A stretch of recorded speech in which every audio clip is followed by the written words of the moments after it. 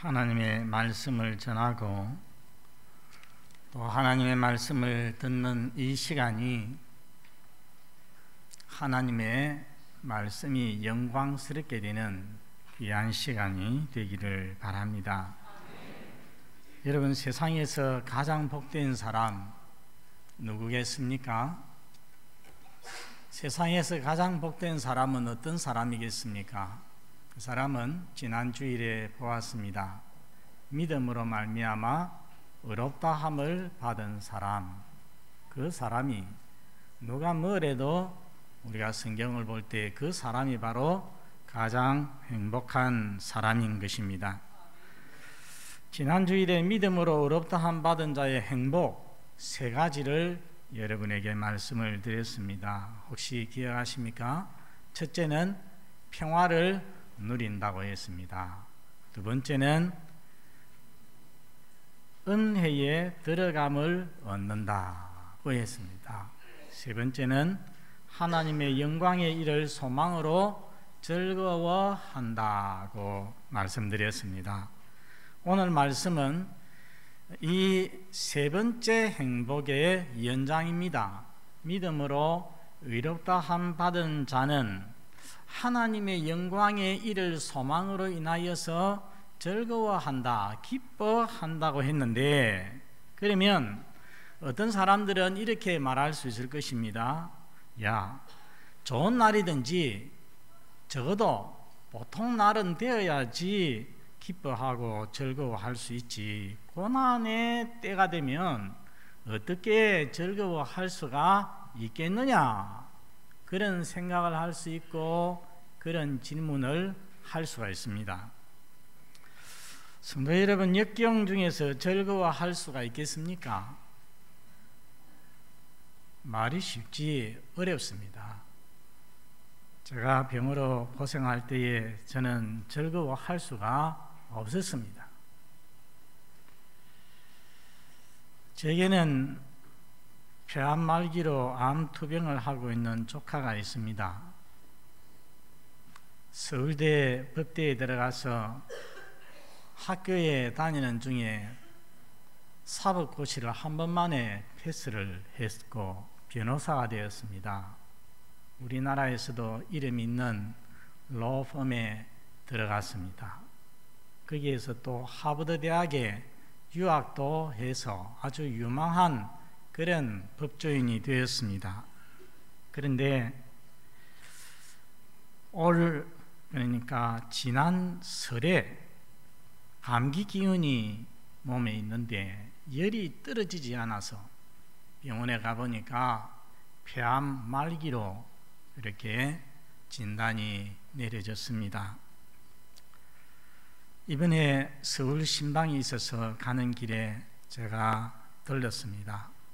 몰라보게 헬스게지고 온몸이 야위였습니다. 열이 계속 나니까 옷이 땀에 젖어 있고 아주 고통스러워하는 것을 보았습니다. 멀리서 찾아온 목사 외삼촌을 보고서 눈물을 뚝뚝 흘리는데 얼마나 불쌍한지요. 가슴이 미어졌습니다. 그 부모님, 저의 누님 부부에게는 자식이 넷 있는데 그 중에 벌써 시집간 첫째 딸이 암으로 인하여서 40에 세상을 떠났습니다.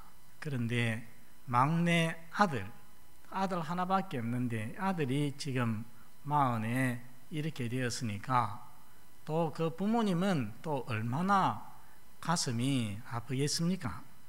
상상을 할 수가 없습니다. 여러분, 우리 인생살이 도저히 즐거워할 수 없는 상황이 많이 있습니다. 그렇지만은 오늘 하나님께서 바울을 통해서 우리에게 뭐라고 말씀을 하십니까? 여러분, 3절을 한번 보시기 바랍니다. 다만 이뿐 아니라 우리가 환난 중에도 즐거워하나니 말씀했습니다. 한번 따라서 하겠습니다. 환난 중에도 즐거워하나니. 오늘 설교 제목이죠. 환난 중에도 즐거워한다. 고난 중에도 즐거워한다. 사랑하는 성도 여러분, 우리 신자는 고난 중에도 즐거워할 수 있는 사람입니다. 장차 하나님의 영광에 이르게 될 소망 가지고서 즐거워하는 그것으로 끝나는 것이 아니라 역경 중에서도 고난 중에서도 즐거워할 수 있는 것입니다. 무엇 때문입니까? 그 이유가 오늘 3절 4절에 기록이 되어 있습니다. 여러분 3절 끝에 보십시오. 3절 끝에 보면은 환난은 즉 고난은 무엇을 이룹니까? 인내를 이룬다고 했습니다. 여러분 얼핏 보면은 고난은 우리에게 좋은 것은 아무것도 주지 아니하고 그저 아픔과 슬픔과 괴로움만 주는 것 같습니다. 그러나 실상은 그렇지 않습니다. 오늘 말씀에 있는 대로 고난은 인내를 만들어내는 것입니다. 고난이 없다면 견디는 것을, 인내하는 것을 배울 수가 없습니다. 고난이 없으면 참을 것이 없기 때문입니다. 오늘날 우리나라 청소년들, 젊은 세대는 옛날에 비해서 인내심이 많이 부족합니다. 왜 그렇겠습니까? 예전과 같은 고난이 별로 없기 때문입니다. 부족한 것은 별로 없고 웬만한 것은 부모님이 다 해주고 채워주지요. 군대 생활이 힘들다고 해도 수십 년 전에 비하면은 지금 군대 생활은 참 미안하게도 군대 생활이 아닙니다. 너무 편리하고 좋습니다. 그런데도 불구하고 지난번 임병장 사건과 같은 총기 난사 사건이나 안전사고는 계속 터집니다. 군대가 이만치 좋아졌으니까 편하니까 이제는 사고가 안 나야 안 되겠습니까? 상식적으로는. 그런데 사고는 계속 된다는 것입니다. 왜 그렇겠습니까? 고난이 없었기 때문에, 고난으로 인해서 인내를 배우지 못하기 때문에 작은 일도 참지 못하는 것입니다. 여러분, 사람이 어려운 가운데서 인내하지 못하면 사고를 내게 됩니다. 판을 깨게 되어지는 겁니다. 성도 여러분, 성경에 유명한 인내가 나옵니다. 야고보서 5장 11절 같이 한번 읽어보겠습니다. 야고보서 5장 11절 시작. 보라, 인내하는 자를 우리가 복되다 하나니 너희가 욥의 인내를 들었고 주께서 주신 결말을 보았거니와. 누구의 인내입니까? 욥의 인내. 욥은 우리 성경에서 대표적인 고난의 사람 아니겠습니까? 그래서 욥은 1차 고난, 2차 고난이 있었는데 1차 고난에서는 하루 만에 그 많던 재산과 자기의 10자식을 하루 만에 그냥 다 잃어버렸습니다. 아마 우리 가운데 그런 일을 당하면은 제정신으로 있을 사람이 아무도 없을 겁니다. 바로 막 졸도를 하든지 병원에 입원을 하든지 안 하겠습니까? 그것으로 끝나지 아니하고 또 2차 고난이 다가왔습니다. 발바닥에서 정수리까지 머리 끝까지 온 몸에 너무나도 독한 악창이 나가지고서 온 몸을 뒤덮어 버렸습니다. 견딜 수가 없는, 순간을 견딜 수가 없고 잠을 이룰 수가 없고 밤에 아예 죽고 싶은데 죽었으면 좋겠는데 죽지는 않고 사살은 할 수가 없고 그런 고난의 날이 수년 동안 계속이 되었습니다. 그런 가운데서 그는 인내를 배웠습니다. 여러분, 그 인내에 대해서 아까 우리 성경에 보니까 주께서 주신 결말을 보았거니와 했는데 그 욥이 그렇게 인내했을 때에 주님께서 주신 결말이 무엇입니까? 성경에 보면은 욥이 영적으로 신앙적으로 아주 성숙하게 되었습니다. 그가 고백하기를 뭐라고 했습니까? 내가 전에는 하나님을 귀로 들었는데 이제는 내 눈으로 봅니다 하고서 고백을 했습니다. 전에는 희미하게 불확실하게 그냥 하나님을 섬기고 믿었는데 이제는 눈으로 본다는 것이니까 너무나도 확실하게 하나님을 신앙하게 되었다는 것입니다. 얼마나 큰 영적인 복을 받았습니까? 그뿐만 아니라 또 하나님께서 욥의 후년에, 욥의 말년에, 후반기에, 인생 후반기에 갑절의 복을 주셨다고 기록하고 있는 것입니다.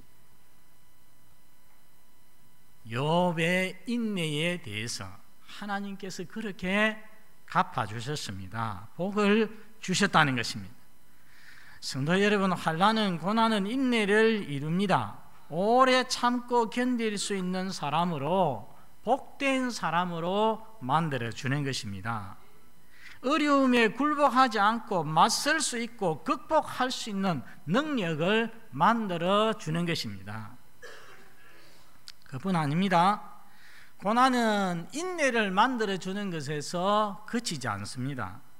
여러분 4절을 보시기 바랍니다. 4절에 보니까 또 인내는 무엇을 이룹니까? 연단을 이룬다고 했습니다. 연단은 영어 성경에는 캐릭터라고 그렇게 번역을 해놓았습니다.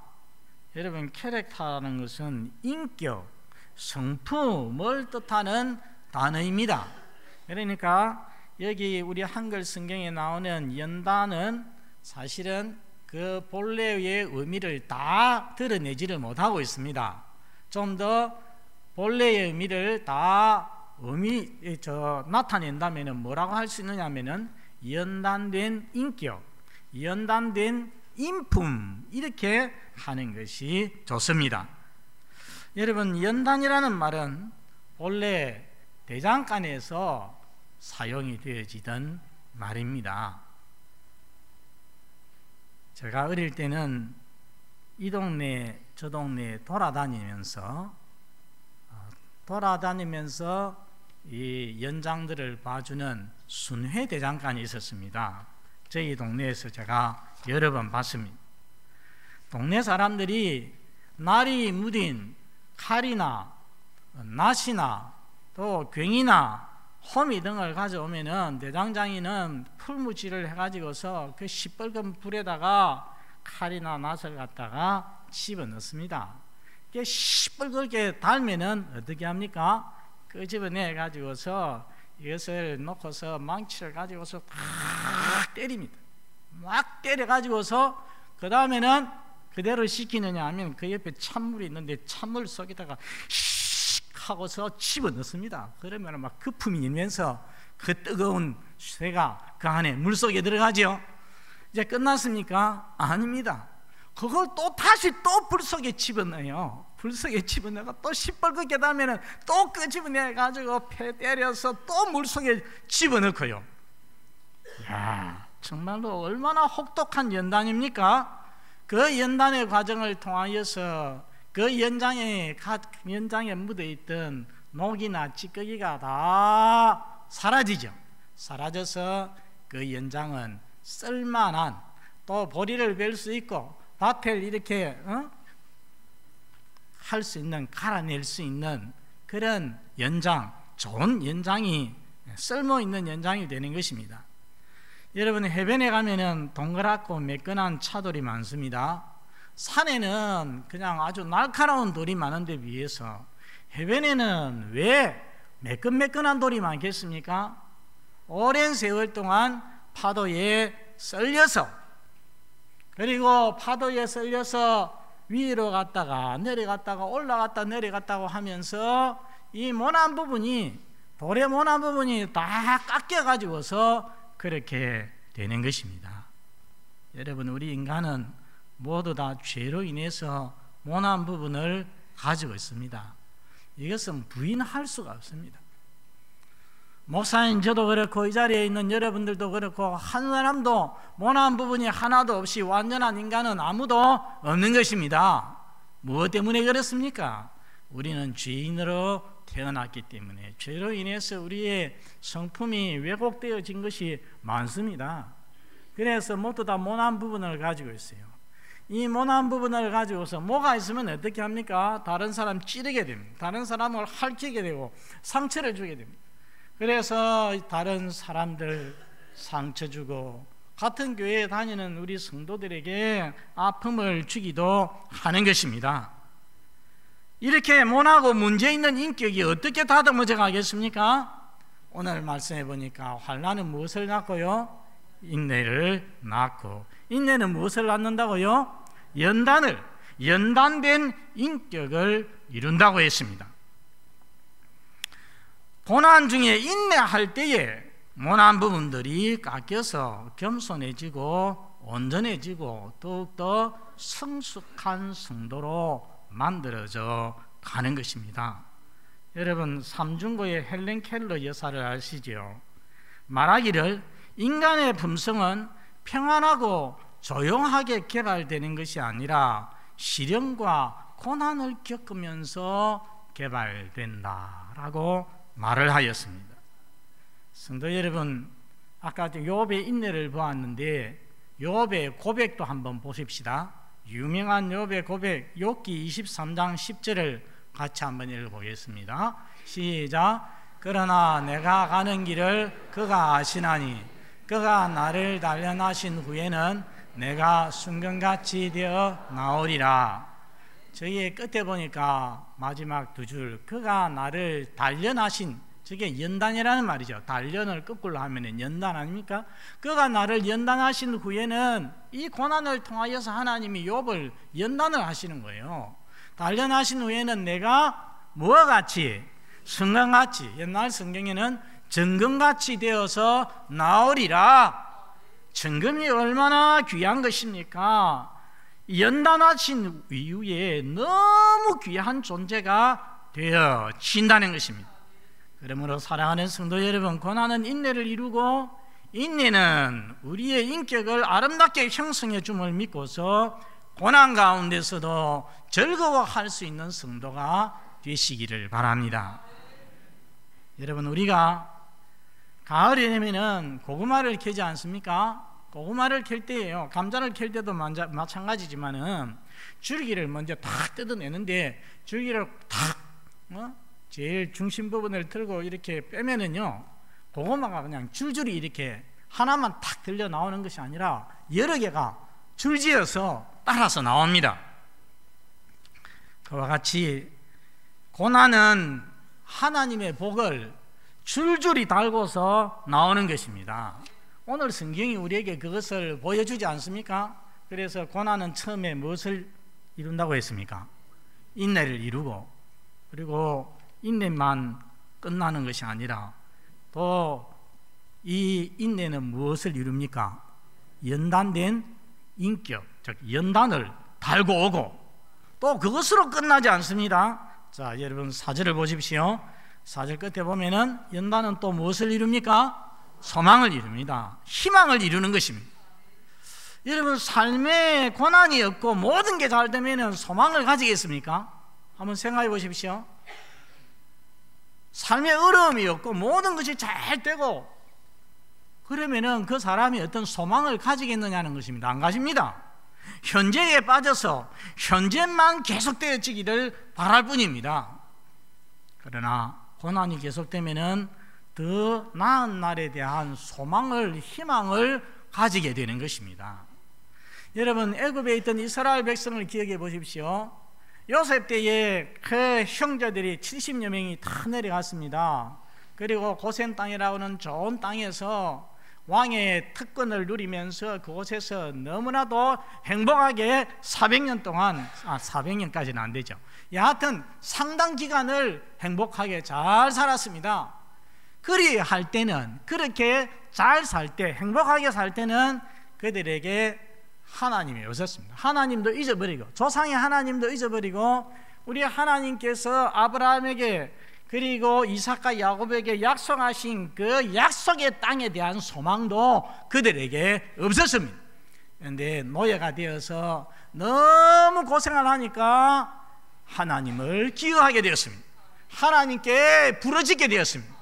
뿐만 아니라 하나님께서 조상 아브라함에게 약속하신 그 약속의 땅에 대한 소망을 가지게 되었습니다. 우리가 그 땅에, 우리 하나님께서 우리에게 조상에게 약속하신 그 땅에 들어가서 평안하게 살고 싶다는 소망이 생겼던 것입니다. 여러분, 흑인 영가 아십니까? 흑인 영가라는 것은 저 아프리카에서 흑인들이 너무나도 평화롭게 살고 있었습니다. 살고 있었는데 어느 날 갑자기 백인들이, 노예 상인들이 총을 들고 쳐들어와 가지고서, 그리고는 집에 불을 질러버리고 가족들을 다 잡아가지고서, 그 가족들이 뿔뿔이 흩어지지 않습니까? 그리고는 잡아가지고서 배를 태워서 저 아메리카로 운송을 합니다.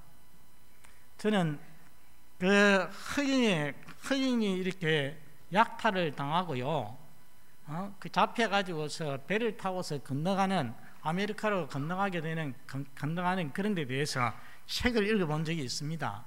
여러분, 그 배를 타고 갈 때도요, 높이가 1m 정도밖에 안 되는 닭장 같은 데다가 칸칸이 사람을 집어넣어가지고, 이거는 사람이 아니에요. 완전히 그 병 같은 것도요, 그냥 저 바닷물 확 해가지고서 확 청소하는 그런 식으로 했어요. 그러니까 이 배를 타고 가면서도 사람들이 얼마나 죽었는지요, 3분의 1 이상은 타고 가면서 병 걸려서 죽는 거예요. 그래서 아메리카에 떨어지면은 저 목화밭에 가가지고서 사람 취급받지 못하고 완전히 짐승 취급을 받으면서 살지 않습니까? 그 고통 가운데서 입에서 저절로 나오는 노래가 무슨 노래겠습니까? 흑인 영가. 그 흑인 영가의 대부분의 내용이 뭐냐면은 다 고향을 그리워하고 천국을 그리워하는, 너무 고생스러우니까 고향 생각이 나고 천국 생각이 나는 거예요. 오늘 제가 우리 찬양대의 찬양을 가만히 들어보면서 생각하니까 곡조도 그렇고 상당히 그 내용이 흑인 영가하고 비슷한 그런 것이었어요. 그래서 예를 들어서 깊은 강이라고 하는 흑인 영가가 있는데요, 그 첫 줄 가사가 어떻게 되느냐 하면은 Deep river, my home is over Jordan. 깊은 강, 나의 집은, 나의 고향은 요단강 건너편. 그렇게 되어 있어요. 오 주여 나로 건너가게 하옵소서 하고 가사가 나옵니다. 그 깊은 강이 무엇이겠습니까? 지금 그 흑인들이 당하고 있는 그 고난, 그것을 의미하는 것입니다. 이 깊은 강을 건너서 요단강 건너편에 하나님 예비하신 그 천국에 들어가고 싶습니다. 그게 그 가사입니다. 여러분, 그 사람들이 아프리카에서 평안하게 잘 살고 있었으면 그런 생각, 그런 노래가 나왔겠습니까? 안 나오는 거죠. 그렇게 고난을 당하다 보니까 하나님 나라에 대한 소망을 가지게 되더라는 것입니다. 그런가 하면은 연단을 통해서 마음의 불순물이 점차 제거가 되어지니까 마음이 순수해집니다. 그래서 영안이 밝아집니다. 여러분, 나이가 들면은 온갖 병이 찾아온다고 했는데 그 중에 시력도 마찬가지입니다. 나이가 들면은 백내장에 걸리는 사람이 많습니다. 백내장이 이 눈을 덮어가지고서 눈이 그냥 침침해지거든요. 그러면은 병원에 가가지고 백내장을 싹 걷어내면은 제거하면은 이제 분명하게 아주 밝게 보인단 말입니다. 그와 같이 환난을 통해서 마음이 깨끗해지면, 영안이 밝아지면 하나님 나라를, 하나님 나라의 영광을 더 밝게, 더 크게, 더 가깝게 보게 되어지는 것입니다. 이게 바로 연단은 소망을 이룬다는 말씀인 것입니다. 그리고 이 5절 말씀에 보면은 이 소망은 우리를 부끄럽게 아니한다고 했습니다. 이 말은 소망은 우리를 낙심시키지 않는다, 실망시키지 않는다는 말인데요. 왜 그렇습니까? 하나님의 사랑이 성령을 통해서 우리에게 부어졌기 때문이다 했습니다. 쉽게 말하면은 우리에게는 이미 하나님의 사랑이 주어져 있다는 것입니다. 하나님은 우리를 아들을 주시기까지 사랑하신다는 말씀입니다. 신자가 고난을 당하여도 소망 중에서 즐거워할 수 있는 것은 그리스도 안에서 그를 향한 하나님의 사랑이라고 하는 흔들리지 않는 토대가 있기 때문이라는 것입니다. 하나님께서 우리를 사랑하신다. 하나님이 우리를 사랑하신다. 그렇기 때문에 우리를 향한 이 하나님의 사랑은 우리가 당하는 고난을 고난으로 그치게 하지 않는다는 것입니다. 손해로 그치게 하지 않는다는 것입니다. 우리에게 당하는 고난이 무엇을 이루게 합니까? 인내를 이루게 하고, 또 인내는 연단된 인격을 이루게 하고, 연단된 인격은 소망을 이루도록 만들어 주신다는 것입니다. 우리로 하여금 손해보게 하지 않는다는 것입니다. 왜? 하나님은 우리를 사랑하시기 때문입니다. 아들을 주시기까지 우리를 사랑하시기 때문에 절대로 고난이 고난으로, 괴로움으로 끝나도록 하지 않는다는 것입니다. 말을 바꾸면 우리 하나님은 모든 것이 합력하여서 우리에게 선이 되도록, 유익이 되도록 그렇게 만들어 주시는 것입니다. 여러분 믿습니까? 이것을 확신한다면 우리 성도들은 고난 중에서 즐거워할 수가 있는 것입니다.